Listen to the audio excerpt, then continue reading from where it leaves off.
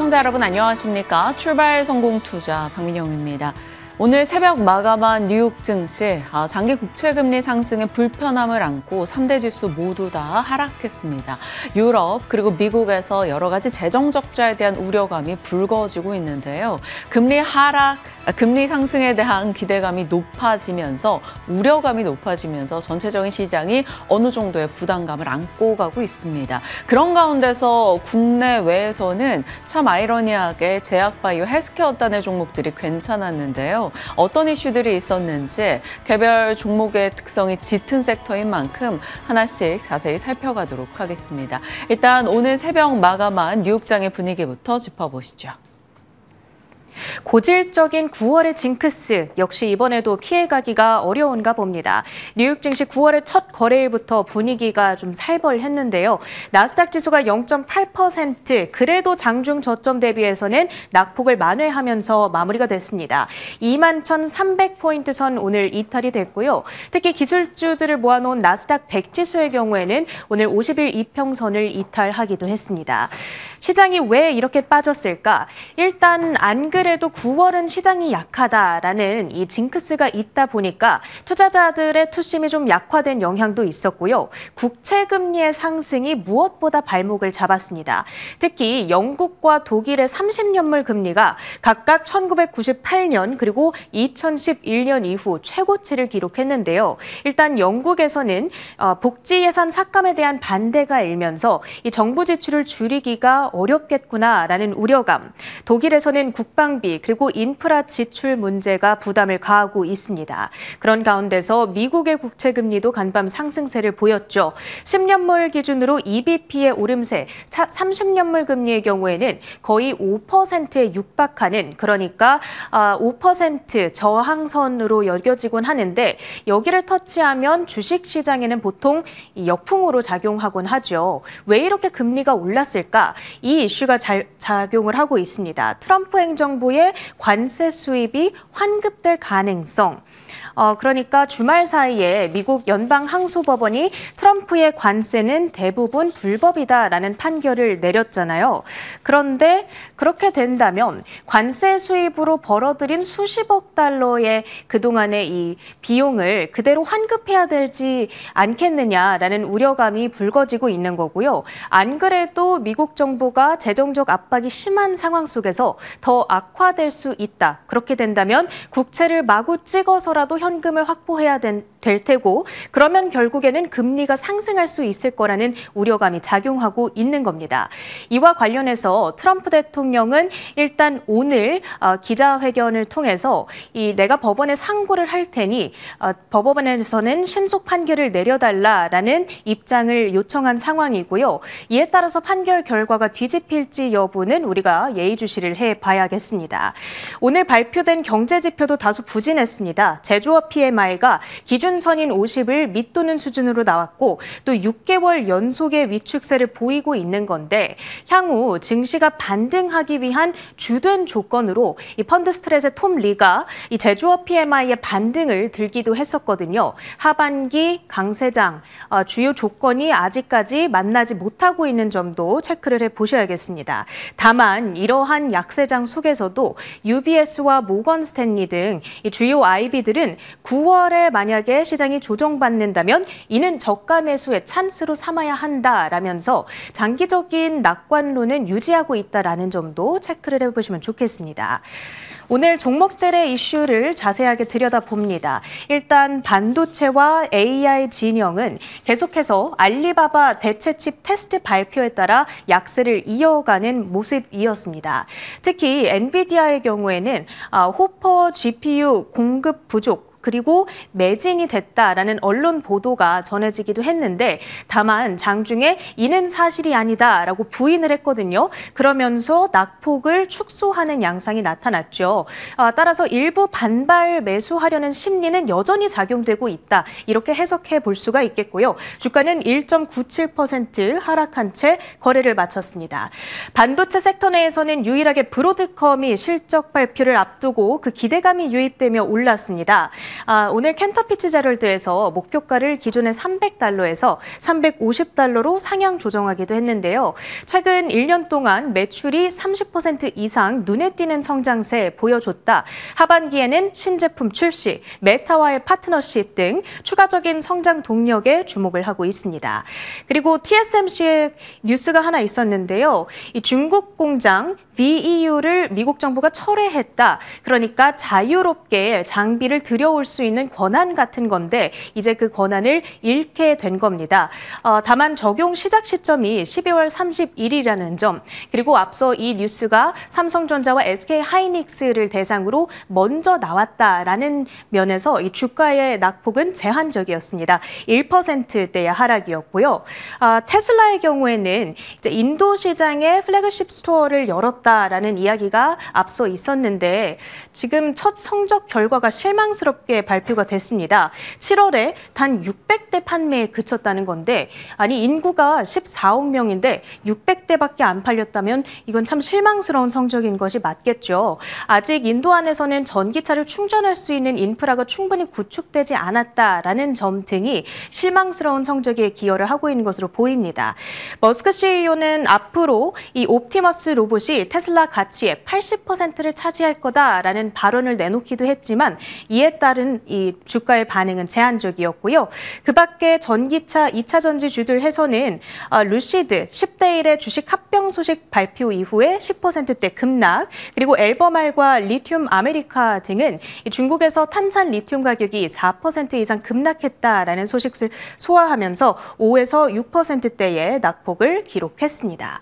그 밖에 특징주들도 확인해 봅니다. 먼저 노보노디스크, 노보의 위고비가 심혈관 질환의 위험도를 낮춰준다라는 이 실험 결과가 전해졌습니다. 발생률이 0.1%를 기록했는데 일라이릴리의 젯바운드는 상대적으로 0.4% 조금 더 높았다라는 결과가 있었습니다.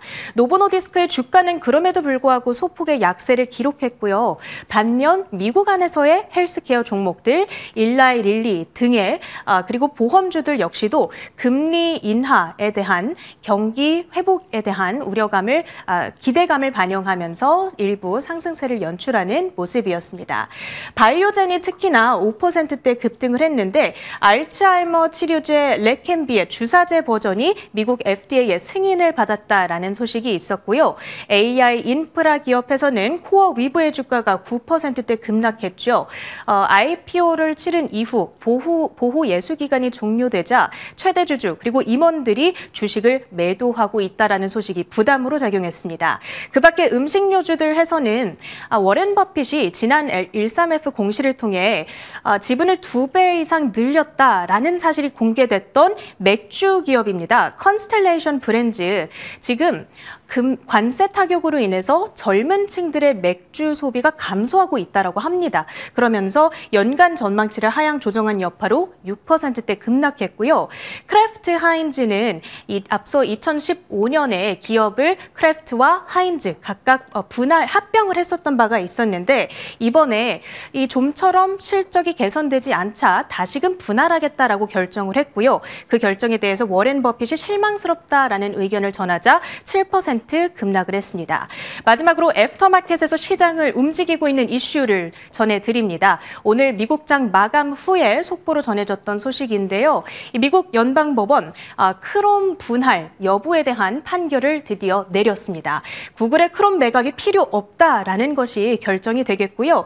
그리고 기본 브라우저 배치하는 대가로 그동안 구글이 기업들에게 지급했던 비용 역시도 지속할 수 있는 것으로 나타났습니다. 그러니까 애플 아이폰을 쓰다 보면 구글이 기본 브라우저로 탑재가 되잖아요. 그 대가로 애플은 매년 $260억 구글로부터 매출을 벌어들이곤 했었는데 이걸 앞으로도 유지할 수 있다라는 이야기가 되겠습니다.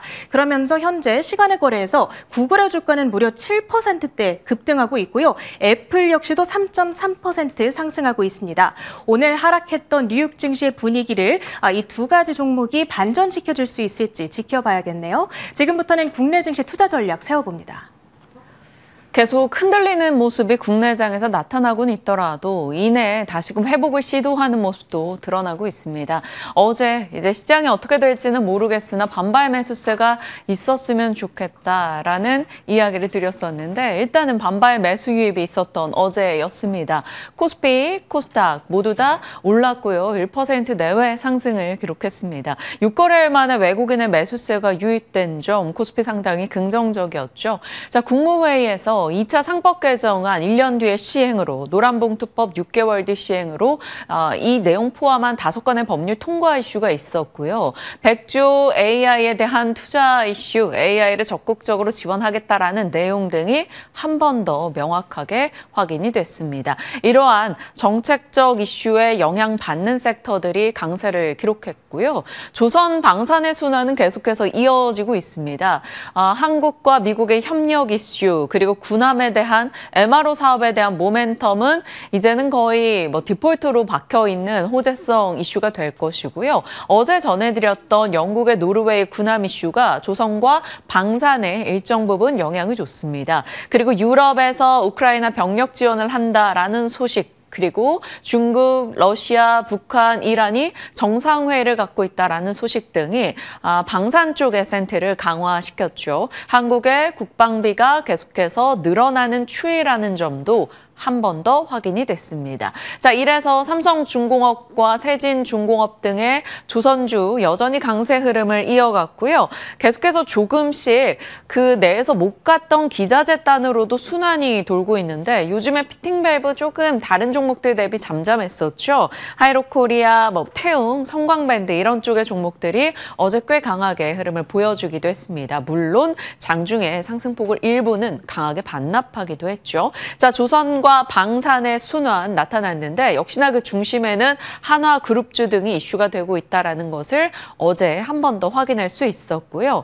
정책 측면에서는 노란봉투법 통과 이슈 이후 어제 국무회의 의결 이야기까지 전해지면서 로봇주들 강했습니다. 스마트 팩토리라는 키워드가 좀 시장에서 눈에 띄면서 현대무백스 등의 주가 급등이 도드라졌었죠. 현대무백스 어제 상한가에서 마무리가 됐네요. 결국에는 이 노무 리스크 혹은 인력 채용에 대한 여러 가지 부담을 안게 되는 기업체 입장에서는 아무래도 스마트 팩토리, 자동화 혹은 로봇 도입을 속도 낼 수밖에 없다라는 스토리가 어제 한 번 더 힘을 받았던 겁니다. 그리고 과기부 측에서 피지컬 AI에 대한 의지를 피력하자 로봇주가 좀 더 강했고요. 금감원장은 삼성생명 회계 논란을 조속히 빠른 속도로 해결하겠다라고 이야기하면서 정책 키워드에서는 이런 금융감독원, 금감원 이런 쪽의 움직임들에 영향을 받으면서 어제 삼성생명 등의 주가 강세가 눈에 띄기도 했습니다. 자, 무엇보다 지수가 상승하는데 힘을 실어준 것은 아마 반도체일 겁니다. 미국의 테일러 공장 투자가 본격화된다라는 것과 중국의 장비 반입에 대해서 건바이 건으로 허가받는 것에 대해서 한국이 일정 부분 이득을 누리는 부분에 대해서 초점이 맞춰졌고요. 그로써 이제 범용 메모리의 공급 축소는 가격을 올리는데 긍정적인 효과를 만들어낼 것이다라는 시각이 좀 긍정의 해석으로 어제 바뀌었습니다. 삼성전자와 SK하이닉스 등 상승했고요. 한미반도체, 유니테스트 등의 반도체 진영이 올라가는 어제였죠. 나쁘지 않았던 상승이었고 나름 박스권을 지켜냈다 이렇게 볼 수 있습니다. 이 가운데 좀 더 자세히 들여다보고 싶은 내용은 드디어 바이오가 어제 모처럼 좀 군집성을 갖고 올랐다라는 점입니다. 어제 IBK 투자증권의 이 지방간염 메쉬 관련한 보고서 효과가 좀 있었던 것 같아요. 이 메쉬 치료제 시장의 성장이 확장되고 있고 이쪽은 일라이릴리 노보노처럼 명확하게 앞단에서 시장의 파일을 다 잡아먹는 대형 기업이 현재로선 부재하기 때문에 누구든 선두로 치고 나갈 수 있는 가능성이 있다라는 점에 초점이 맞춰졌습니다. 그래서 이제 메쉬 치료제 관련한 종목군들에 대한 관심도가 어제 올라갔고요. 또 메세라 GLP-1 신약 임상에 대한 기대감으로써 또 D&D 파마텍이 같은 파트너사로 주가가 강하게 반등 주기도 했습니다. 이 가운데서 올릭스에 대한 발표한 신한금투의 보고서도 꽤 핫한 영향을 줬죠. 국내 바이오텍 중에서 빅파마와 본계약을 체결한 기업은 알테오젠, 리가켐, ABL, 올릭스뿐인데 이 중에서 올릭스는 빅파마와 추가 계약을 할 경우 지금 주가가 굉장히 저평가되어 있다는 것을 인지하게 될 것이다라는 거였죠. 그 근거로 2월 달에 메시 치료제 임상 1상에서 이미 임상 1상인데 일라이릴리와 계약을 체결했던 바가 있었던 점을 꼽았습니다. 추가적인 계약에 대한 기대감, 9월에 임상 1상과 2상에 대한 이야기가 한 번 더 거론이 될 경우 시장이 관심을 줄 법하다라는 거죠. 올릭스와 이런 일라이릴리 혹은 올릭스와 로레알 관련한 이슈가 좀 들려온 가운데 보고서까지 영향을 주면서 어제 올릭스 주가가 상한가로 거래 마치기도 했습니다. 특히나 최근 들어서 올릭스는 국내 주요 기관에서 1,150억 원의 전환 우선주 투자 유치를 성공해서 유동성 문제도 해결이 됐다라는 것이죠. 그래서 상대적으로 다른 제약바이오 업체보다 조금 편안하다라는 얘기가 있었는데 어제 결국에는 상한가로 끝이 났습니다. 거기다가 올릭스 측에서는 최근에 이 BBB 전달 기술에 대해서 시장이 관심을 많이 두고 있는 가운데 BBB 전달 기술에 올릭스가 갖고 있는 RNA 플랫폼을 더해서 새롭게 도전을 하는 내용이 더해진 바가 있습니다. 그래서 이 BBB 전달과 RNA 플랫폼의 만남에 대한 기대감도 일부 등장하고 있네요. 그래서 RNA 쪽이라는 키워드에서도 올릭스를 한 번 더 기억해 볼 필요가 있겠습니다. 그러니까 비만에서 메시 쪽으로 시장의 관심이 계속 유지되고 있는 가운데 어제장에서는 올릭스 상한가, D&D 파마텍도 강세를 기록한 점 긍정적이었고요. 이들만 같다면 사실 최근의 분위기와 동일했겠죠. 개별 특징주장이었다라는 건데 어제는 바이오텍 전반의 종목들이 분위기가 괜찮았습니다. 9월 종양학회부터 해서 폐암학회 이번 주부터 해서요. 학회 일전 한번 쭉 보여드렸던 바가 있었는데요. 결국에는 하반기에 일정 등이 많고 통상 4분기에 기술 이전 소식이 많았던 만큼 기대 요소가 좀 있다라는 겁니다. 그래서 알테오젠, 리가켐, 보로노이, 올릭스, 에이프릴바이오 이런 종목들이 어제 함께 가는 분위기가 형성이 됐고요. 9월 FOMC가 다가오면서 금리 인하에 대한 기대감이 등장하며 그동안 관심 못 받았던 제약 쪽에서도 어제 상승세를 나타냈습니다. 드디어 바이오 쪽이 군집성을 띠고 올라가는 관심의 여건이 마련됐을지 지켜봐야겠죠. 자, 바이오 상승에 여러 가지 요소들이 있었는데 저희가 많이 말씀드렸던 거죠. 금리 인하에 대한 기대, 수출과 실적이 찍히는 종목들이 늘고 있고 바이오텍 그래도 굳건하게 자리들을 지켜주고 있는 점. 거기에 비만 당뇨와 메쉬, 오가노이드 쪽에서 계속 이슈가 되며 특징주들이 나와주고 있다. 특징구가 계속 나와준다라는 것은 그 섹터에 대한 관심을 붙들어주는 요소여서요. 볼 만한 내용이었었죠. 그런데 이제 9월 비만 당뇨 혹은 메쉬 쪽에 좀 더 이슈가 맞춰진다면 관련한 일정들 이 정도 있다. 한번 체크를 해주시고요. 많이 보여드렸던 내용이죠. 메쉬 지방간염 쪽에서는 올릭스, D&D 파마텍, 한미약품이 국내 관련주로 꼽히고 있습니다. 그래서 이 부분 한 번 더 기억하면서 어제 올릭스의 상한가가 추가적인 시세로 이어질 수 있을지 한번 지켜보도록 하겠습니다. 어제는 여러 가지가 올릭스에 좀 관심을 줄 만한 내용으로 맞물려서 굉장히 강하게 반응했던 것 같습니다.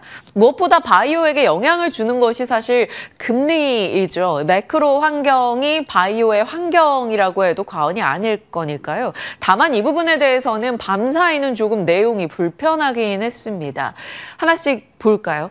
8월 ISM 제조업 지수 경우는 금리 인하에 대한 기대감을 높이기는 했어요. 헤드라인 같은 경우는 예상보다 조금은 못 미쳤지만 전월 대비해서는 올랐고요. 고용, 물가는 전월 대비해서 떨어졌습니다. 그러니까 고용과 물가 지수 부분은 전월 대비해서 떨어지고 신규 주문 지수와 헤드라인은 좀 올랐습니다. 이것은 금리 인하 기대를 자극하고 국채금리 하락을 유도하는 내용이었죠.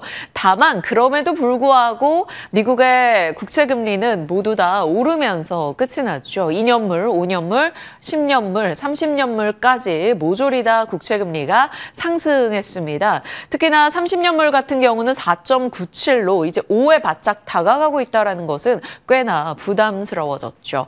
자, 그러면 왜 올랐을까요?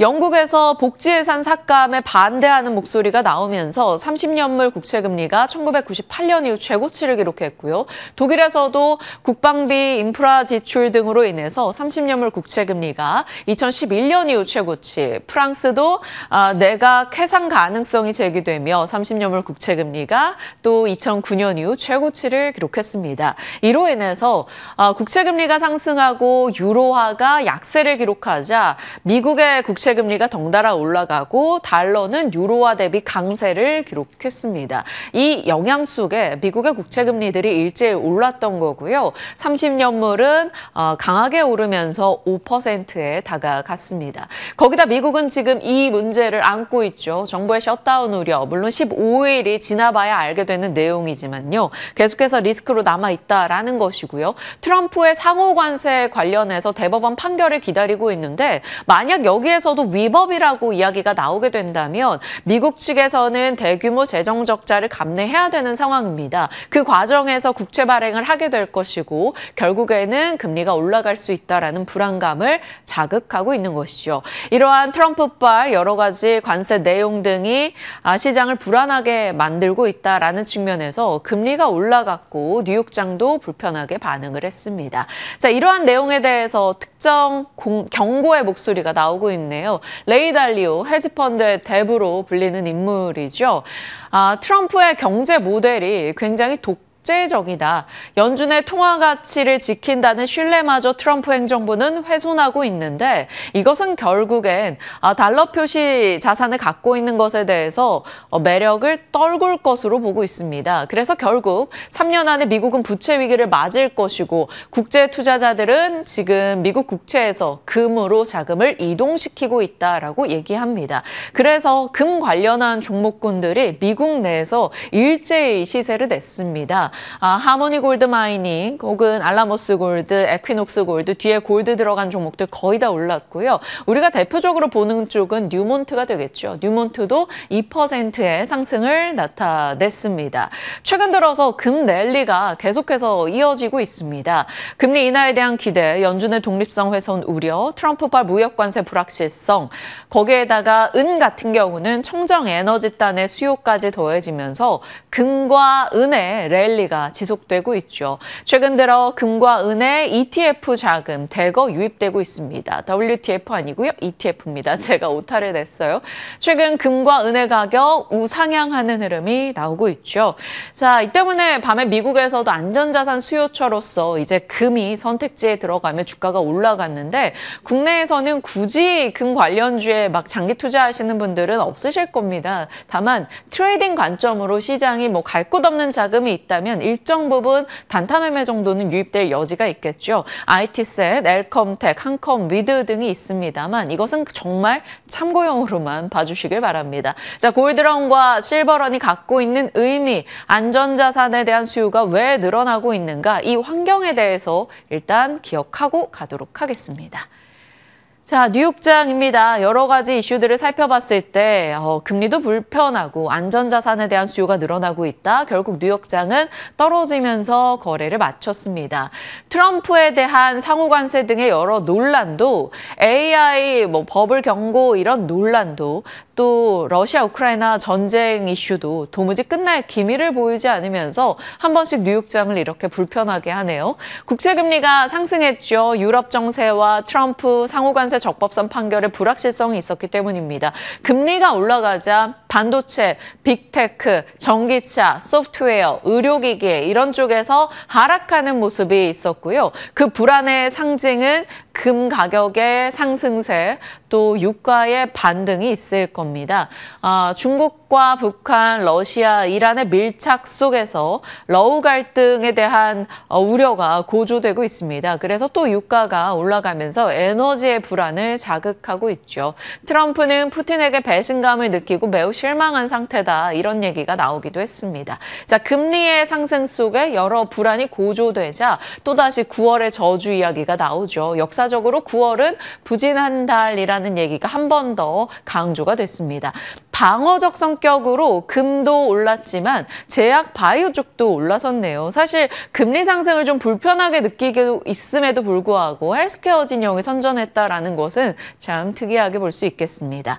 그리고 일각에서는 수급이 너무 꽉 차 있다라는 얘기가 나왔는데요. 골드만삭스의 보고에 따르면 CTA 펀드, 파생 시장을 활용해서 시장의 시세를 추종하는 펀드이죠. 이 CTA 펀드의 미국 매수 포지션이 어느덧 100%에 육박하고 있다. 그러니까 수급이 꽉 찬 상황이고 여기에서 이제 덜어낸다면 일정 부분의 조정을 각오해야 된다라는 것을 의미하겠죠. 이에 대한 우려, 그리고 웨드부시에서는 AI 산업이 정체될 경우 엔비디아의 붕괴 가능성에 대해서 언급하기도 했습니다. 그래서 AI, 엔비디아에 대한 또 논란도 일정 부분 나오기도 했네요. 이러한 여러 가지 불안 요소 속에서 뉴욕장은 하락했고요. 국내에 영향을 줄 만한 주요 섹터들, 반도체를 비롯해서 전기차 진영 모두 다 내리며 끝났습니다. 다만 앞서 체린 앵커 말씀 주셨다시피 구글의 크롬 매각할 의무가 없다라는 법원의 판결 소식에 애프터마켓에서 알파벳과 애플의 강세가 있었죠. 지금 이 시각도 알파벳 7%의 상승을 기록하고 있고요. 애플도 3% 정도의 오름세를 나타내고 있습니다. 자, 삼성전자에게도 이 부분은 호재일 수 있다라는 시각이 나오고 있습니다. 삼성 역시나 구글을 이용하고 있었기 때문인데요. 이 부분은 국내에서 오늘 어떻게 반영을 할 것인가는 좀 지켜봐야 될 것 같습니다.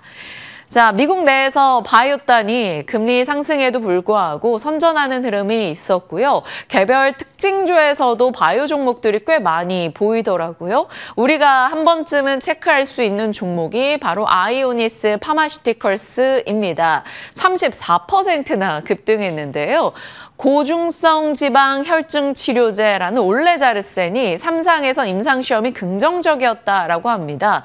공복의 중성 지방 평균 감소율도 높았고요. 췌장염 발생률도 높았다. 췌장염 발생하는 것에 대해 감소할 확률이 높았다라는 소식이 들려왔습니다. 자, 이렇게 되면 국내에서 관련주가 무엇이 있을까 찾아봤더니 올레자르센의 원료를 공급하는 ST팜 체크가 되더라고요. 일단 같이 체크해 놓도록 하겠습니다. 그리고 유나이티드 테라퓨틱스라는 종목이 32% 올랐는데요. 역시나 이쪽에서도 특발성 폐섬유증 치료제 임상이 긍정적이었다라는 평가였습니다. 자, 개별의 이슈에 시장이 그래도 굉장히 민감하게 반응을 해주고 있는 분위기라는 점은 미국도 국내도 바이오단에 힘을 실어주는 내용이 아닐까 싶습니다.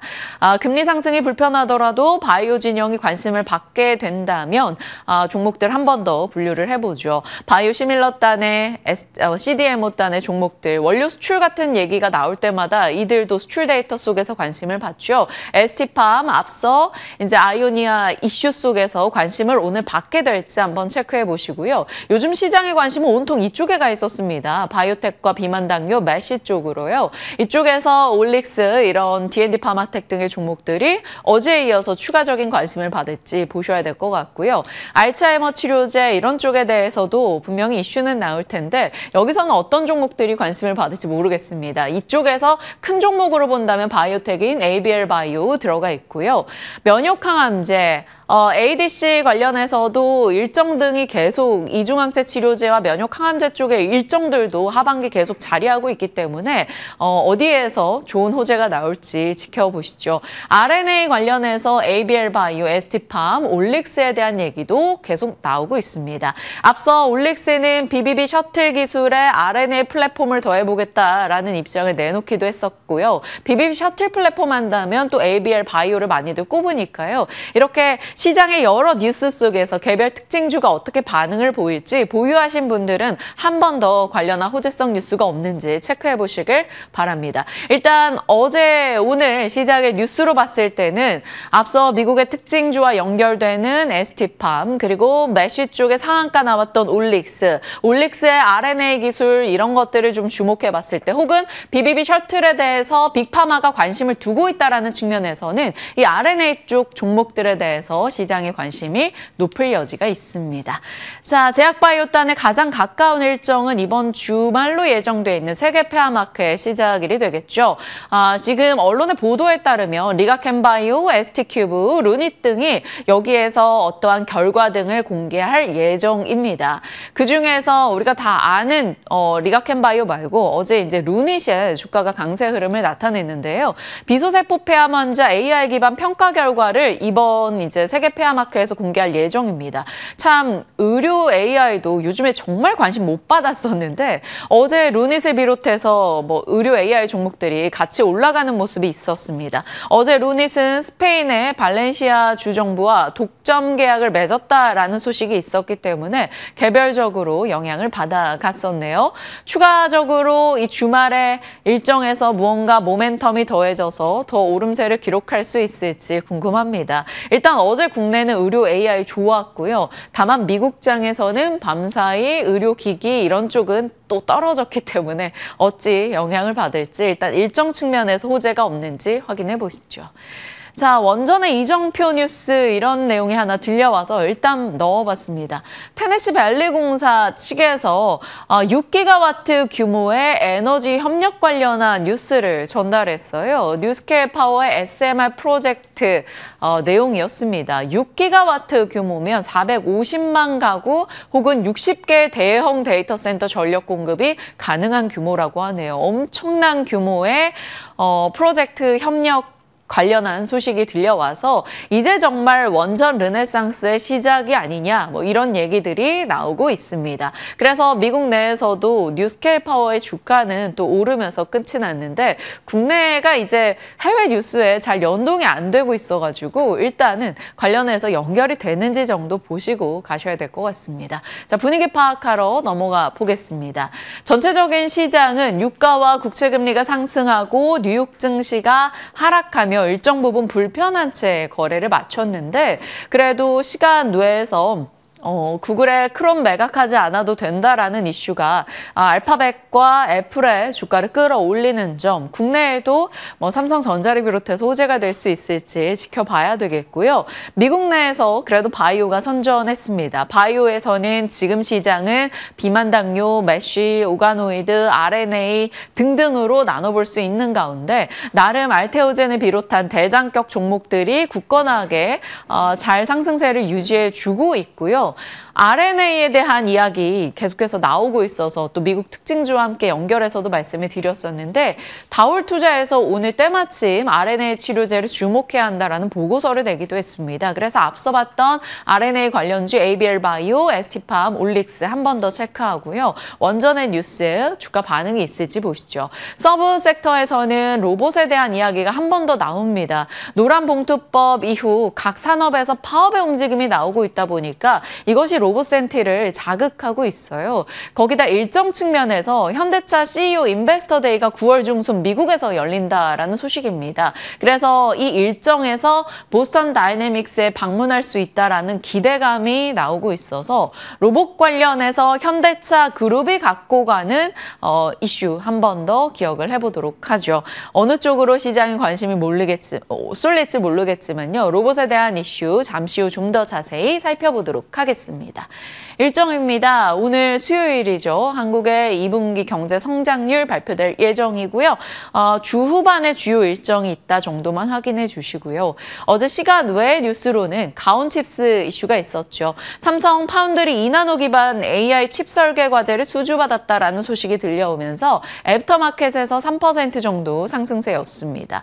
그리고 요즘 삼성전기 관련한 보고서라던가 긍정의 뉴스가 꽤 많이 나오네요. 오늘 또 더해졌습니다. 하나증권이 하방이 막힌 주식을 사야 한다라면서 목표가를 24만 원 제시했습니다. 현저가 대비 상승 여력이 한 40% 정도 있는 걸로 본 것이죠. MLCC 전장 부분에서 수요가 늘어나고 있다라는 점, 폴더블폰 판매량 속에서 관련한 부품의 호재가 있고 로봇 요즘에 휴머노이드 로봇에 이제 눈 역할을 하는 카메라 모듈에 대한 이슈도 나오고 있죠. 그래서 올해 한 37% 정도 올라와 있는 삼성전기에 긍정의 보고서들이 자꾸 쌓이고 있어서 일단 체크는 하고 가겠습니다.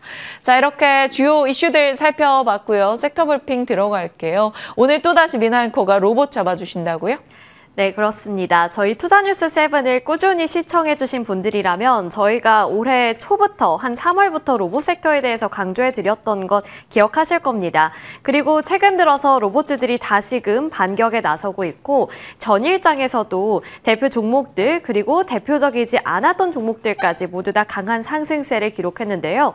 주가 흐름을 살펴보시면 레인보우 로보틱스라든지 두산 로보틱스 같은 대형주들도 상승불을 켜냈지만 그보다 더 눈에 띄었던 것은 중소형단의 움직임이 심상치 않았다는 겁니다. 로보티즈 같은 경우에는 이제 유상증자 이슈도 있었지만 전일장 17%대의 탄력적인 움직임을 다시금 보여줬었고 로보티즈뿐만 아니라 로보스타, 유일로보틱스, 엔젤로보틱스 같은 그동안 그다지 큰 관심을 받지 못했던 기업들까지 모두 다 강한 흐름으로 거래를 마쳤다는 점을 눈여겨보셔야겠습니다. 그뿐만 아니라 시메스도 12%대, 현대무벡스 같은 경우에는 전일장 29.9%로 상한가까지 기록을 했죠. 유로메카, 하이젠 R&M, 나우로보틱스, 제닉스 로보틱스까지 그동안 듣지 못했던 이름들의 기업들까지 모두 다 이렇게 강세를 기록했다는 것은 결국에 로봇주들이 중대 변곡점을 맞이한 것인가, 이러한 궁금증을 유발하는 대목이죠. 자, 이렇게 로봇주 그리고 로봇을 향한 관심도가 높아지는 데에는 여러 가지 이유가 있을 텐데요. 이제 많이들 들으셨겠지만 조금 더 복습해보자는 차원에서 간략하게만 짚고 넘어가 보겠습니다. 이제 노란봉투법 이슈가 국내에서는 아마 가장 직접적인 이유가 될 텐데요. 노조 파업 리스크가 이제 증가할 것이라는 전망과 함께 로봇 기업들 쪽으로 수혜가 예상된다라는 내러티브가 이렇게 국내에서 센티를 확 끌어올렸다라고 정리해 볼 수 있겠습니다. 이것을 한번 계산을 해봤더니 이제 로봇 가격이 약 10만 달러인데 5년 동안 22시간 동안 이 로봇들을 가동시킬 경우에 시간당 비용은 약 3.4달러로 채 5천 원이 되지 않습니다. 그리고 이는 중국의 인건비의 절반 수준이기 때문에 이러한 기대감이 그저 기대감이 아닌 현실화가 가능해 보인다라는 논리로 여겨지면서 국내 증시에서도 이렇게 반응이 후끈하게 나오고 있다라고 볼 수 있습니다. 휴머노이드 열풍은 이제 많이들 아시겠지만 빅테크 기업들이 모두 다 이렇게 휴머노이드를 쓰려고 하는 움직임이 나타나고 있다는 점 다시 한번 체크해 드리도록 하겠고요. 이에 따라서 모건 스탠리 쪽에서는 이제 휴머노이드 로봇 도입 시기와 관련해서 2030년대 중반까지는 비교적 더뎌 보일 수 있겠지만 2030년대 후반부 그리고 2040년대부터는 급격하게 가속화될 것이라고 전망했습니다. 이렇게 로봇화 시대에 가까워지고 있는 상황이라면 로봇주들을 향한 전략을 정말 잘 세워봐야 될 것 같은데요. 신한투자증권에서는 이번 로봇 산업에 대해서 지금 산업 자체가 구조적 성장 궤도에 진입했다고 봤습니다. 다만 지금 19개 기업들 중에 한 5개 기업들에서만 실적이 증가하는 모습을 나타내고 있기 때문에 실적주가 소수라는 점을 고려해서 선택과 집중이 필요하다고 말을 했는데요. 대표적으로 휴머노이드, 정밀 액추에이터, 그리고 물류 자동화 분야에서 매출액이 증가하는 흐름이 나타나고 있기 때문에 그러한 기업들을 위주로 살펴보자라는 관점을 제시했었고 협동 로봇과 산업용 로봇, 두산 로보틱스라든지 뉴로메카 같은 경우에는 매출액의 증가세가 두드러지지 않고 오히려 R&D 비용이라든지 여러 가지 비용으로 인해서 좀 타격을 받고 있기 때문에 일단은 이쪽을 눈여겨보자라면서 종목들은 레인보우 로보틱스, 로보티즈, 현대무벡스, 시메스, 클로봇을 집중적으로 보자라는 관점을 제시했습니다. 종목 선별 기준도 3가지 정도로 추려줬는데요. 우선 앞서서 강조해드린 것처럼 휴머노이드 그리고 지능형 로봇 부품 밸류체인단을 눈여겨보자라면서 레인보우 로보틱스와 로보티즈 등을 좀 꼽고 있었고 특히나 최근에 주가 반응이 잘 나오는 쪽은 로보티즈이기 때문에 로보티즈를 눈여겨보는 관점이 조금 더 강력하게 나오고 있다는 점 관점 체크 포인트 되겠습니다. 그리고 두 번째로는 물류 등 이러한 특화된 영역에서 매출이 성장하고 있는 기업을 보자라는 관점이었는데 대표적으로 현대무백스가 있겠죠. 그리고 마지막으로는 대기업들의 지분 투자가 이루어졌던 기업을 보자라는 관점이었는데요. 레인보우 로보틱스부터 시메스가 바로 이렇게 대기업들의 투자 유치를 받았던 기업으로서 제가 한번 적어봤으니까요. 나중에 그 흐름도 면밀하게 체크해 보시길 바라겠습니다. 이렇게 전반적인 기조와 힌트를 얻어봤는데요. 그 안에서 신한투자증권은 최선호주와 관심기업을 또 이렇게 분류해서 제시하고 있었습니다. 최선호주로는 로보티즈와 현대무백스를 꼽고 있었는데 로보티즈 같은 경우에는 이제 많이들 다 아실 것 같아요. 액추에이터와 관련해서 특화된 기업인데 액추에이터 수요는 앞으로 점점 더 늘어나게 될 것이고 로보티즈 같은 경우에는 타 경쟁사 대비 치고 올라갈 수 있는 경쟁력이 조금 더 부각을 받을 것이기 때문에 로보티즈를 최선우주로 꼽는다라는 관점 살펴볼 수 있었습니다. 그리고 현대무백스 같은 경우에는 이제 자동화 물류와 관련되어 있는 기업인데요. 상반기 동안만 매출액이 32% 증가했다는 점을 눈여겨보고 있었고 하반기에도 다수 수주 성과를 기대해 볼 수 있다라는 점에서 상반기에서 그치는 것이 아니라 앞으로 실적은 더 좋아질 것이라는 점을 체크 포인트로 제시하고 있었습니다. 그리고 나머지 관심 기업 같은 경우에는 두산로보틱스, 시메스, JVM 같은 종목들을 제시했는데요. 두산로보틱스와 시메스 같은 경우에는 일단 실적이 올해는 조금 좋지 않을 수 있고 내년 정도의 실적을 기대해 볼 수 있기 때문에 내년 정도에 다시 한번 관심을 가져보자라는 관점 제시했습니다. 이렇게 로봇주에 대한 전반적인 전략 세워봤고요. 최근에 이제 중소형 로봇주들의 반란이 일어나고 있는 흐름이 로봇 섹터에서 이뤄지고 있고 그러한 관점은 이제 로봇 섹터 내에서 순환매가 돌 것인가라는 질문으로 이어지게 됩니다. 그리고 대표적인 이 중소형 로봇단에서 그동안 관심을 크게 받지는 못했지만 이번에 갑자기 주목을 받고 있는 종목 중에 하나가 바로 현대무백스일 텐데요. 앞서서 주가 살펴보셨겠지만 전일장에서 폭발적인 시세 분출하며 상한가를 기록했습니다. 도대체 현대무백스의 투자 포인트는 무엇이길래 이렇게 주가가 잘 반응을 해주고 있고 또 증권가에서 눈여겨보고 있는지 그 투자 포인트들 정리를 해봤는데 일단 실적이 좋습니다. 앞서서 이번 상반기 동안에만 32%의 매출 증가세를 기록했다고 말씀을 드렸는데 올해 2분기 매출액만 보시더라도 전년 대비 36.1%의 성장세를 나타냈습니다. 물론 영업이익 같은 경우에는 환율 하락세와 가공비 상승으로 인해서 소폭 감소하는 모습이 나타났지만 일단 업계 전문가들은 이러한 영업이익보다는 매출 성장세가 어쨌든 뚜렷하게 나타나고 있는 기업이라는 점에 조금 더 초점을 맞추고 있는 분위기고요. 그리고 이러한 매출액 같은 경우에는 기확보된 수주 잔고를 바탕으로 매출액이 고성장했기 때문에 앞으로 수주에 대한 기대감도 놓을 수 없다라는 관점 제시되고 있습니다. 그리고 앞으로 미국 ESS 배터리 팩이라든지 국내 제조 대기업과 유통기업 등 쪽으로 수주 잔고를 앞으로도 더 쌓아 올릴 것이다 라는 관점 나오고 있으니까요. 실적에 대한 기대감도 높여보실 필요 있어 보입니다. 따라서 올해 하반기부터 수주 성과가 드러날 것이라는 점도 체크 포인트 되겠습니다. 현대무백스 살펴봤고요. 이어서 나우로보틱스 살펴보겠습니다. 중소형주들까지 이렇게 훈풍이 불어들고 있는 상황 속에서 또 한 가지 종목이 최근 들어서 주목을 받고 있는데요. 바로 나우로보틱스입니다. 이제 나우로보틱스는 하나증권의 픽이었는데 해외 시장 진출을 통해서 성장 드라이브가 확대될 것이라는 관점이었는데요. 이 나우로보틱스 같은 경우에는 산업용 로봇과 물류 로봇을 모두 다 보유하고 있는 기업입니다.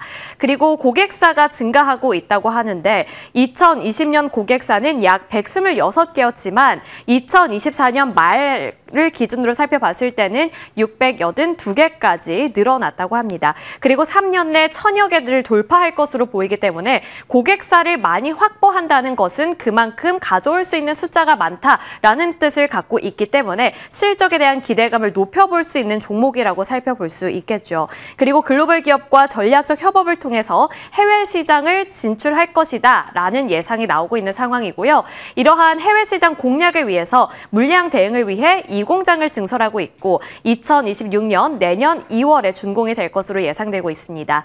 캐파 증설 효과로는 2026년 매출액 215억 원, 그리고 영업이익의 흑자 전환, 이 부분을 기대해 볼 수 있고 2027년에는 매출이 350억 원까지 확대될 것으로 보입니다.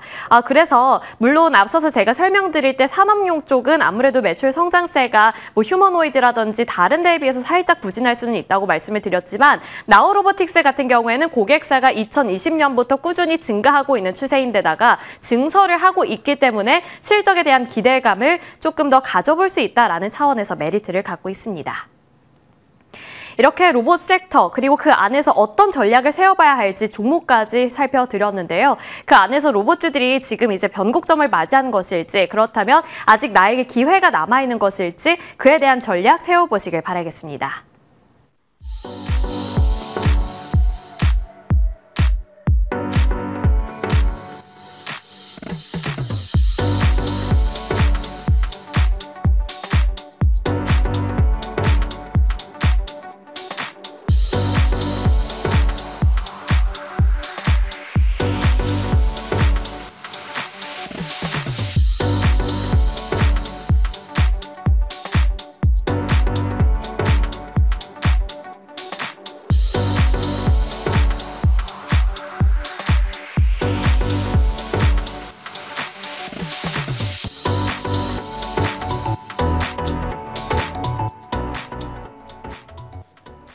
네, 한 주 중반입니다. 9월 시작한 지 이제 얼마 되지도 않았는데 왜 이렇게 피곤하게 느껴질까요? 증시 여러 내용들을 정리하면서 깔끔하게 시장 대응해 보도록 하겠습니다. IBK 투자증권의 함정남 차장님과 함께합니다. 어서 오세요, 차장님. 안녕하세요. 안녕하십니까. 제가 이제 방송 시작 전에 차장님께 오늘 질문 드릴 게 참 많아요라고 말씀드렸더니 챗 GPT가 요즘 잘 나온다고 그렇게 답변을 주셔서 한참 웃다 들어왔었습니다. 하지만 저희는 챗GPT보다 함정남 차장님입니다. 자, 현재 시장에 대해서 어떤 판단을 하고 계신지 궁금해요. 밤사이 이제 국채금리 상승이 꽤 불편하게 다가왔는데, 그리고 AI에 대한 논란도 계속 나오고요. 종전은 기대도 안 합니다. 휴전도 나올 기미도 없어서 어떻게 할까요?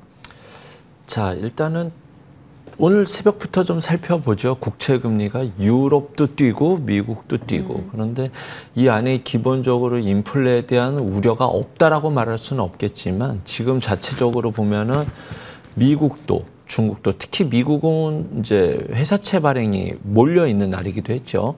그리고 유럽도 국방비도 늘려야 되고 미국에 투자도 해야 되고 그것을 떠나서 금리를 낮춰놨으니 자국 내 인프라 투자도 해야 되는 상황에서 국채를 찍어내야 된다. 국채를 찍어내면 공급이 몰리게 되면 가격이 하락하게 되고 채권 가격이 하락하는 것은 금리의 인상으로 금리의 상승으로 나타나게 됩니다. 그런 속에서 지금은 우리가 정말로 우려하고 있는 인플레를 통한 이도저도 할 수 없는 스태그의 우려라기보다는 단기적으로 쏠려 있는 이벤트에 따른 채권의 수급의 변동성에 따른 어떤 금리의 변동성이다라고 보시면 될 것 같습니다. 그래서 시장이 부러질 것 같기는 한데 뭐 망가지지는 않죠. 서두를 조금만 더 말씀드리면 네. 시장에 대해서 굉장히 무섭게 비관론적으로 보시는 분들이 있으세요. 그분들을 저도 얘기를 들어보면 말은 맞는 말 같지만 지금 이 시장에서 아직은 제가 공감할 수 없다라고 느끼는 기본적인 시스템적인 붕괴는 재정을 지켜낼 수 없어서 나중에 이것이 버블이 터졌을 때 막아낼 수 없을 것이다라고 하는데 실질적으로 금리가 인하하는 것, 금리를 인하하는 것이 그 위기를 막는 가장 결정적인 트리거가 될 수 있는 방어벽이기 때문에 아직 그 걱정을 하기보다는 저는 진짜로 두려운 것이 미국이 충분히 금리 인하한 이후가 네. 정말로 좀 더 예민하게 시장을 봐야 되지 않을까라는 생각이 듭니다. 뭐 어쨌든 이거는 나중에 이런 변수들이 뜨면은 또 말씀드리겠고 시간에서 애플과 알파벳이 급등을 보이고 있죠. 그러면 오늘 나스닥도 오늘 밤에는 조금 괜찮을 수 있겠구나라는 것을 내심 기대할 수 있을 것 같습니다. 뭐 내용은 뭐 다 얘기하셨을 것 같아서 넘어가 보면 시장은 전반적으로 9월에 금리 인하가 결정된 이후에 좀 방향을 잡게 되지 않을까. 지난달 말부터 제가 계속적으로 그렇게 말씀드렸는데 시장은 이미 금리 인하라는 것을 반영시켰지만 어떠한 의미의 금리 인하일 것이냐. 이것이 경기가 안정화된 상태에서 조심스러운 경기의 둔화 속에 지금 미국이 4.5를 굳이 유지할 필요가 없으니 금리 인하가 맞다라는 정도의 선이 맞는 건지 아니면 금리 인하하면 안 되는데 트럼프의 고집으로 금리 인하를 하는 건지 등등에 대한 해석은 다를 수 있습니다. 네. 그렇게 본다면 금리 인하는 어느 정도 기정사실로 보고 있는데 그 안에 의미가 있는 것은 뭐 오늘 밤 졸지 보고서도 있지만 결국 이번 주 금요일에 있을 비농업 고용 매우 중요하겠죠. 그리고 다음 주에 있을 11일, 12일에 있을 PPI, CPI는 아주 예의주시해서 지켜보고 싶을 것 같습니다. 시장이. 그래서 시장이 지금 어쨌든 금리 인하라는 기대감을 앞두고 여기서 시장이 급락이 나오기는 좀 뭐하고 그렇다고 해서 치고 달리기에는 매크로 변수를 좀 보고 싶으니 아까 말씀드린 것처럼 안정적인 선에서 조금씩 느린 걸음에 침체라든가 불편한 시그널이 뜰 때 금리 인하가 명분이 정당성이 부여될 수 있는 시장이 만들어진다면 다소 살아놓은 판을 걷는 듯한 느낌은 있죠. 그렇게만 만들어진다라고 한다면 시장은 좁은 박스권 적어도 지금 상황은 유지될 거라 보고요. 이 안에서 9월에 금리 인하가 된다라고 한다면 파월 연준 의장이 금리 인하하고 나면 앞으로는 더 예의주시해서 볼 거야 라고 하면서 굉장히 강한 매파적인 스탠스의 발언을 할 수도 있겠죠. 네. 하지만 시장은 그거보다는 좀 더 환호할 수도 있겠다는 생각이 듭니다. 그것은 파월의 임기는 얼마 남지 않았고 트럼프가 준비하는 다음의 연준 인사는 비둘기 성향이기 때문일 것이라고 생각이 듭니다. 네. 그렇다면 일정 부분 9월 FOMC까지는 조금의 눈치 보기 네. 시장의 흐름을 예상을 해야 될 거고요. 그런 가운데 반도체를 비롯한 주요 섹터에 대해서는 어떻게 봐야 될지 궁금합니다. 사실 여러 가지 뉴스가 나오고 있는 가운데 반도체는 하락했다가 다시 반발 매수세가 들어왔다가 하면서 이렇게 치열한 공방이 펼쳐지고 있는 가운데 종목군으로는 어떻게 압축을 해야 될까요? 사실 요즘에는 미국에서는 반도체 종목들이 그렇게 우리에게 우호적인 흐름이 나오진 않고 있어서요. 미국과 중국, 한국의 반도체는 위치가 다 다르죠. 각자 입장들이 다 다른 상황에서 자, 이 부분에 대해서 그렇게 악재일 것 같지는 않다라는 뉘앙스의 발언을 월요일 날 말씀드렸었고 실제로 이것 때문에 금요일 날 올랐었던 주요 종목들이 조정을 준다면 오히려 좀 매수의 기회로 보십시오라고 말씀을 드렸었죠. 결론부터 말씀을 드리는 겁니다. 그때 말씀드렸던 종목이 PSK, 코아시아 테크닉 제조반도체였는데 PSK는 갭으로 떠서 워낙 많이 올랐었으니까 지금의 3일의 조정이 뭐 납득이 됩니다. 이틀의 조정이 뭐 이 정도 쉬어갈 수 있지. 그 외에 코아시아 테크닉 제조반도체는 오히려 올랐어요. 안 빠졌습니다. 그런 관점에서 본다면 어제 삼성전자, SK하이닉스 외국인의 동반 순매수가 있었고요. 어제 선물 7,000원 순매수는 너무 큰 의미를 부여하지 않으셨으면 합니다. 뭐 박스권을 또 유지하기 위해서 선취하는 전략들도 있기 때문에 거기에 선선물 1조 매수다 간다. 너무 이거를 긍정적으로 보지 마시고요. 어쨌든 현물 매수 중에 절반가량이 SK 하이닉스랑 삼성전자였다는 거, 반도체 투톱이었다는 것은 함추장 이거 불편할 수도 있는 이슈 속에서도 사는데 어떤 의미일까라고 하신다라고 한다면 일단 저는 알리바바가 자체 칩 개발한 거 있지 않습니까? 이것은 엔비디아에게는 악재예요. 그런데 지금 삼성전자와 SK하이닉스가 가고 있는 길 앞으로 어떠한 방향을 바라보고 가느냐에 대해서는 조금 다른 의미인 것 같습니다. 삼성전자는 지금 H20에는 삼성전자 칩이 들어가잖아요. 저사양 칩에는 들어간다는 소리입니다. 이거 말고 진짜로 삼성전자가 앞으로 바라는 것은 고사양 칩에 엔비디아에 들어갈 수 있는 이 공급 계약 이것이 핵심이지 않습니까? 네. 그렇다고 한다면 지금 나 알리바바의 칩 개발이 악재이긴 하지만 삼성전자가 진짜로 원했던 앞으로 가야 될 길은 요것은 아니었어. 내가 진짜 바랬던 것. 이런 의미가 있어서 가져갈 수 있을 것 같고요. 엔비디아 주가가 빠지는 만큼은 SK하이닉스 주가는 빠졌어요. 그런데 아직까지 지금 SK하이닉스 갖고 있는 것은 엔비디아, TSMC, SK하이닉스의 이 튼튼한 아성을 갖추고 있는 밸류체인이거든요. 근데 알리바바 칩 개발이 여기 이 아성을 깰 수 있는 의미는 아니지 않습니까? 저사양 집군이기 때문에 지금 앞으로는 이제는 두 종목이 바라보고 있는 길은 좀 달라서 알리바바 집계발을 통해서 틀림없이 호재는 아닙니다만 뭐 이것이 방향을 부러뜨릴 수 있을 만한 악재는 아니다라는 점. 두 번째로 가보겠습니다. 미국산 반도체 장비를 중국에다 넣을 때 건발건으로 허가받으라고 했잖아요. 네. 중국 기업에다가 그냥 우리 반도체 장비 넣는 거는 된다 소리잖아요. 삼성, SK하이닉스는 악재죠. 그럼 이 부분부터 풀어볼게요. 그러면 저는 일단 기본적으로 삼성과 하이닉스가 중국 공장을 통해서 하이엔드급 반도체, 고사양 반도체를 만들선 안 된다라고 생각했었고 그런 전략도 아니었다라고 생각이 듭니다. 그런 관점에서 좀 불편하긴 한데 어차피 방향이 그쪽은 아니었을 거야. 두 번째는 이미 저사양 칩에서는 중국 창시 메모리가 이미 올라와 있어서 작년에 삼성전자가 5만 원대를 유지했었던 이유는 이미 그거였거든요. 그거는 이미 알고 있었다. 그럼 중국에서 메모리 칩에서 좀 이제 저사양 칩에서 둔화될 거잖아요. 생산 둔화하면 어떤 일이 일어나죠? 수요 따는 탄탄한 시장 상황이니 가격이 올라가게 되지 않습니까? 네. 그렇게 됐었을 때 굳이 악재로만 볼 수는 없을 것이다. 그럼 저는 여전히 미국 테일러 공장에 들어가는 이쪽 공장 증설이 가속화될 수밖에 없다라는 쪽에 초점을 맞춘다라고 한다면 반도체 장비 쪽에서는 조정 시 매수 의견을 여전히 유지할 수 있겠다라고 생각하고 있습니다. 기존에 말씀 주셨던 그럼 코아시아, 테크윙 이런 종목들에 대해서 긍정의 의견. 그 당시에 이렇게 말씀드렸죠. 대장은 테스원이가 APS다. 플러스 알파로 이 금요일 날 이제 처음 움직이기 시작했는데 이제 출발은 의미가 있어 보인다라는 점을 다시 유지하도록 하겠습니다. 네, 참고하겠습니다. 시청자분들 이제 차장님 나오시니까 여러 이야기들 올려주고 계시는데 이민경님께서 이제 함 차장님 범한 별세 수익 감사합니다. 이렇게 얘기도 해주셨네요. 자, 그러면 오늘은 또 어떤 종목 얘기를 추가로 얹어주실지 섹터 이야기 더 이어가 보겠습니다. 지금 유럽에서도 계속해서 우크라이나 지원을 더 하겠다라는 얘기를 드러내고 있고 러시아 측에서도 여기저기 또 들쑤시는 공격을 감행하고 있습니다. 거기다가 북한, 중국, 러시아, 이란 이렇게 정상회의도 가졌고요. 트럼프가 여러 가지 불편할 내용들이 많이 나오면서 휴전이 점점 멀어지고 있다라는 얘기가 있는데 그럼 저희가 어떤 아이디어를 가져가야 돼요? 이 트럼프의 휴전 중재 개입을 통해서 러시아, 인도, 중국이 좀 손을 잡고 머리를 맞대고 있는 느낌이 상당히 불편합니다. 이것이 제일 불편할 것이 누굴까요? 일단 우크라이나는 당연할 것이고 유럽은 정말로 불편할 거예요. 어디가 더 아픈 손가락이냐? 유럽이 더 아플 거거든요. 그래서 트럼프는 책임을 유럽으로 넘기고 있습니다.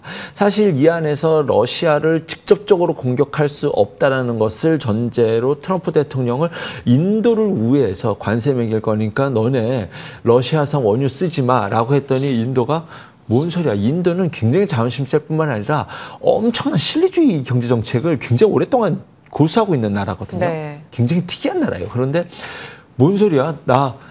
그러면 니네 관세 때려. 나 그냥 계속 원유 쓸게. 라고 하니까 더 러시아는 목에다 힘을 줄 수 있는 상황이 돼서 하지만 지금 어쨌든 가장 불편한 것은 유럽이라서 유럽이 이 부분에 대해서 어떠한 논의 결과를 만들어낼 것이냐. 여기서 진짜 트럼프가 중재를 중단하고 빠져버리면 올겨울 유럽은 상당히 좀 복잡한 셈법이 나올 수도 있을 것이다. 원유와 유가와 관련돼서도 마찬가지고요.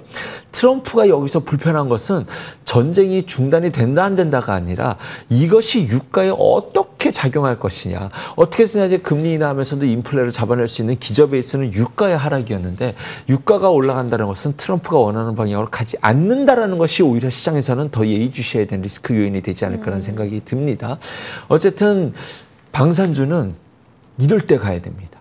이럴 때 가야 돼서 수익 좀 들어와서 다시 한번 좀 조정을 주었다가 다시 올라갈 때 수급은 좋으니까 수주가 워낙 좋으니까 갈까 말까 하다가 이런 분위기 속에서 다시 한번 랠리까지는 아니더라도 트레이딩 이상의 관심을 가져볼 수 있을 만한 환경이 좀 만들어졌다.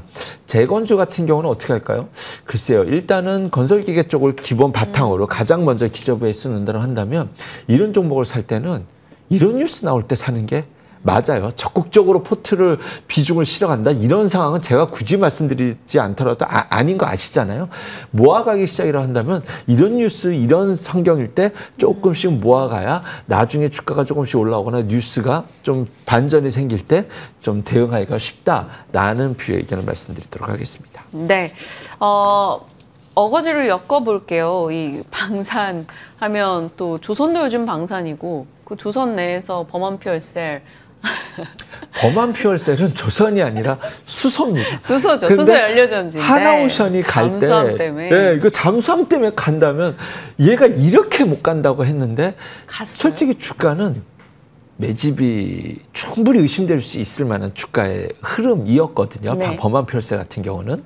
네, 그런 관점에서 본다고 한다면 지금 여기서 더 가냐 마냐 뭐 이렇게 뭐 제가 오늘 사도 됩니다 뭐 이렇게 말씀드릴 수 있을 만한 탄력도는 네. 아니지만 저는 제가 최종적으로 생각하는 목표 주가는 요거보다는 위입니다. 네. 그 정도만, 그 정도로만 충분합니다. 말씀드리겠습니다. 충분합니다. 자, 이제 바이오로 가보겠습니다. 사실 어제 국내도 바이오 괜찮았고요. 밤에 미국도 바이오가 괜찮았습니다. 비만, 당뇨, 오가노이드, 메쉬 이런 쪽에 관심도가 계속 유지되고 알테오젠 굳건하고 이 정도였었는데 좀 더 어제는 확 확장되는 느낌이 강했어요. 그래서 시청자분도 올려주셨어요. 에이프릴 바이오 수익 감사합니다. 라고 함 차장님께. 그리고 삼바 분할이 주가에 어떤 영향 줄까요? 고견 부탁드립니다. 이런 글들도 있는데요. 일단 제약바이오 전반에 대한 의견 주세요. 제가 만약에 어떤 주식을 판다면 네. 바이오 살라고 팔 확률이 매우 높습니다. 예를 들어 어저께 올릭스 상한가 갔죠? 축하드립니다. 일라이 릴리와 메시 치료제 기술 이야기 한 이후에 뭐 일상 인상을 진행 중인데 또 좋은 결과가 기대된다. 이게 주가가 지금까지 안 빠졌던 이유였거든요. 그냥 그 이유 한 번 더 얘기했는데 상한가까지 갔다라는 것. 제가 올릭스를 판다면 아마도 다른 제약주를 사기 위함일 것입니다. 그만큼 제약 바이오에 대해서는 제가 제일 편하다라고 했잖아요. 이런 시장에서 편한 섹터에 있어야죠. 제 개인적으로 가장 편한데 이제는 종목을 넓힐 수 있을 만한 그림과 환경까지 만들어지지 않았냐는 생각이 듭니다. 왜냐하면 어쨌든 지금 시장이 꾸역꾸역 버텨내리고 있는 것은 기본적으로 금리 날 거 아니야 라는 것이 기저베이스에 있고 우리나라가 지금 기술 이전 수출한 것이 올해 이제 사상 최고를 찍을 해일 것 같습니다. 그리고 지금 나오는 것은 과거와 다른 것은 다시 한번 말씀드리면 과거는요. 우리가 임상 3상까지 가서 약 개발해가지고 이 20조 글로벌 시장을 다 잡아먹는다 이런 기대감을 주가에 막 미리 땡겼었거든요. 2015년, 16년도에. 지금 그런 시장 아니에요. 일상만 돼도 기술 이전을 하고 또 좋은 결과 나오면 추가 로열티 받고 이런 구조인데 우리나라가 이런 걸 잘해요. 그리고 실질적으로 제약바이오사들이 이런 전략을 짜고 지금 가고 있습니다. 삼상 전략 없어요, 지금은. 그런 관점에서 볼 때 시장의 환경과 우리나라의 강점과 그다음에 우리나라 자체 내에서도 시장의 환경이 좀 이런 교집합이 잘 맞지 않나. 그리고 대외적인 뉴스 변수의 섹터들이 막 이렇게 변동성이 심한데 네. 제약바이오는 오히려 그런 데에서는 좀 변동성이 큰 걸 알고 들어가기 때문에 오히려 저는 심리적으로 좀 편하다는 말씀을 계속적으로 드리는데 뭐 어저께 뉴로핏이라는 종목도 알츠하이머와 관련돼서 뭐 MOU 체결 소식에 급등이 있었고 D&D 파마텍도 뭐 저는 대단한 호재는 아니었다라고 생각이 드는데 뭐 먹는 비만 치료제와 관련돼서 염내 인상 계획이 있다. 뭐 주가 급등이 나오고 있죠. 앞으로 어떤 주식을 봐야 될 것이냐? 뭐 에이프릴 바이오 뭐 월요일에 말씀드린 내용 뭐 그대로 네. 여전히 투자 의견 ING 긍정적인 의견 이어가도록 하겠습니다. 비슷한 ABL은요? ABL 바이오는? ABL 바이오 같은 경우는 비슷하죠. 네. 이름이 이놈은 원래 대장격 위치에 있는 맞아요. 녀석이에요. 지금 대장이 ABL이랑 리가캠이라는 말씀을 계속 드렸잖아요. 현재 대장 위치에서 자기 위치, 자기 타이밍을 잘 기다리고 있다라는 점. 이중항체에선 대장격의 역할을 하고 있는데 지금 현재 노리고 있는 것은 파킨슨병 관련된 그립바디 B가 올 하반기에 임상 결과가 나올 것으로 기대된다. 그러면 플랫폼의 가치를 다시 한번 입증할 수 있지 않겠느냐. 주가가 갈 때 가야 된다라는 것들이 좀 잘 맞고 있지 않나라는 생각이 듭니다. 그럼 또 새로운 종목 말씀드려야죠. 네. 월요일 날 말씀드렸던 종목이 큐로셀이라는 종목 말씀드렸었는데 이것도 어제 좋은 주가 흐름을 보였죠. 큐로셀 차트를 보면 좀 느려 보여요. 하지만 종가 기준상 어제가 최고치 찍었던 날이었다는 것을 염두에 두시면 될 것 같습니다. 늘 말씀드리지만 카트 치료제 국내 대장입니다. 다음은 또 보로노이, 그다음에 퓨처캠이라는 종목들이 있는데 여전히 지속적으로 눈여겨서 볼 수 있을 만할 것이다. 그다음에 대형 주단에서는 한미약품이 이제 좀 눈에 들어온다. 한미약품은 비만 치료제 중에서 가장 못 간 종목일 텐데 이것과 관련돼서 최근에 좀 고개를 드는 모습이 눈여겨볼 수 있을 만하다. 이외에 아래 종목군 든다. 그다음에 신규 상장 뭐 이런 것들까지 포함시키면 스펙트럼이 굉장히 넓어지는데 그거는 또 다음 시간에 말씀드리도록 하겠습니다. 네, 밤사이 아이오니스, 파마스티컬스 급등에 그 원료 공급하는 뭐 ST팜 이런 쪽 개별 종목들의 각각의 호재가 더해지고 있어서 오히려 바이오가 참 편하네요라는 얘기를 오래 해주셨는데 정말 나름 종목들이 다 편안한 시세를 내고 있습니다. 큐로셀 한 번 더 얘기를 해주셨네요. 자, 로봇과 의료 AI 가겠습니다. 이 의료 AI는 좀 바이오에 갖다 붙여야 될까요? 또 로봇에 갖다 붙여야 될까 고민이 되는데 일단 어제 루닛 괜찮았고요. 루닛은 이제 주말 일정에 대한 기대감도 있습니다만 지켜봐야 되고요. 일단 어제 전반적으로 의료 AI가 좋았던 가운데 또 노란봉투법 이제 국무회의 이슈 속에 또 급등들이 나왔어요. 그래서 로봇들 같이 얘기하겠습니다.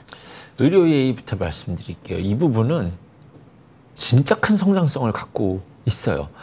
IT의 어떤 챗GPT가 가질 수 있는 생성형 지적인 능력과 의료 기술이 접합되는 것은 이미 사용되고 있는데 이것이 이제는 좀 더 이제 그것을 범주를 넓혀서 신약 개발에는 도입 단계에서 굉장히 큰 도움을 받을 수 있다는 것은 제가 굳이 말씀드리지 않아도 이제는 충분히 공감될 수 있으리라 생각이 듭니다. 그래서 IT 기업들이 제약회사의 지분을 사기 시작한 것은 이미 3, 4년 전부터 지속적으로 진행돼 왔었던 일이죠.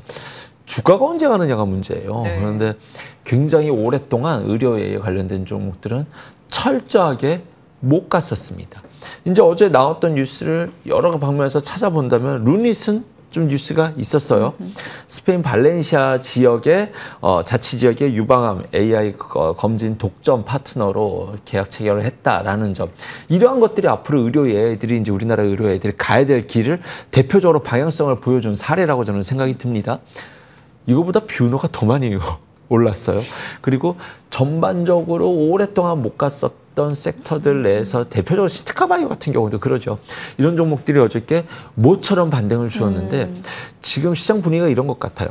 좀 대형주보다는 중소형 주단으로 최근에 미국 시장도 빅테크보다는 러셀 2000에 좀 관심이 많이 쏠리고 있지 않습니까? 반등 탄력도 그쪽이 좋고요. 네. 치고 나갈 땐 그쪽이 더 세게 치고 나가고 중소형주 그동안 소외되었었던 섹터에 관심을 갖자라는 것이 기본 베이스거든요. 바이오 환경 좋아진다. IT 산업 커가는 거는 확실하고 전 세계가 앞다투어 싸움하고 있다. 우리나라 이쪽에서 잘하고 있다. 그러면 이쪽 관련된 종목들은 어제 조금 반등은 좀 의미 있게 봐야 되지 않을까라는 생각이 듭니다. 그것과 관련돼서 함께 바라볼 수 있는 종목들이 지금 화면에 잘 나가고 있고요. 제가 뽑아온 종목에서 저기에 포함되지 않은 종목이 있다면 뭐 3빌리언이라든가 온코크로스라는 종목까지도 플러스 알파로 말씀드리겠습니다.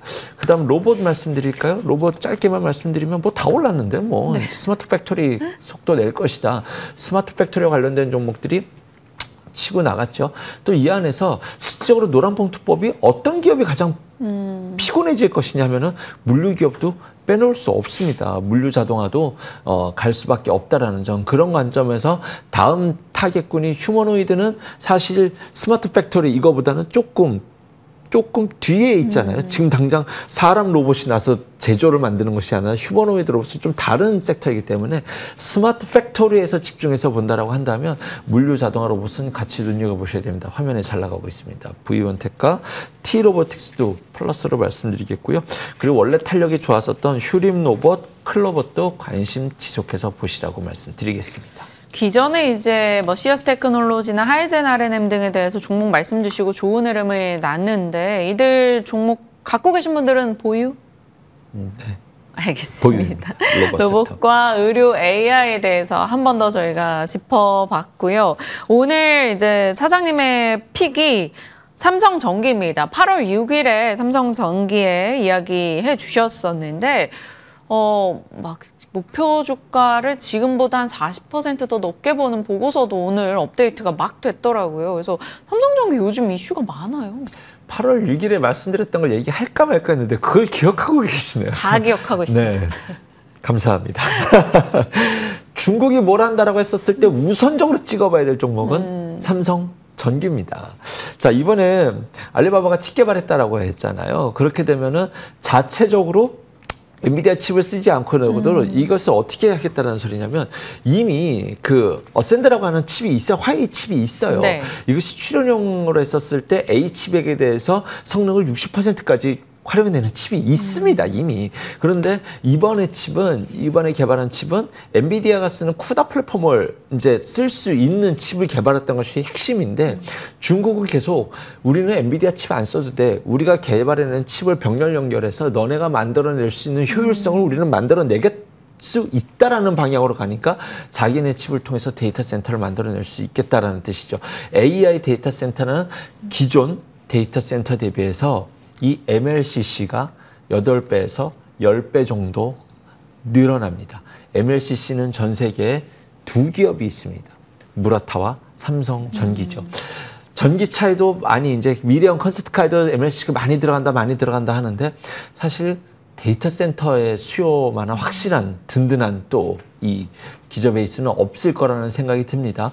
물론 중국도 MLCC를 자립하기 위해서 많은 노력을 하고 있습니다만 지금은 속도전이잖아요. 지금 칩 개발해서 우리가 함께 이것에 대한 수혜를 받아가 볼 수 있는 부분은 삼성전기는 확실히 지금 이 시점에서는 그 뉴스에 대해서 아주 정직하게 주가도 반영하고 있다라는 점. 중국이 자체적으로 데이터 센터를 늘려간다고 한다면 그 안에서 MLCC에 대한 수요는 늘어갈 수밖에 없다라는 점. 삼성전기 이 자리에서도 눈여겨본다라고 말씀드리겠고요. MLCC가 좋으면 같이 보는 대표적인 종목이 사마컨덴서 아모텍이라는 종목이 있죠. 그런 종목도 함께 곁다리로 같이 놔두셔서 관심 종목에 넣어두셔야 되지 않을까 생각해 봅니다. 네.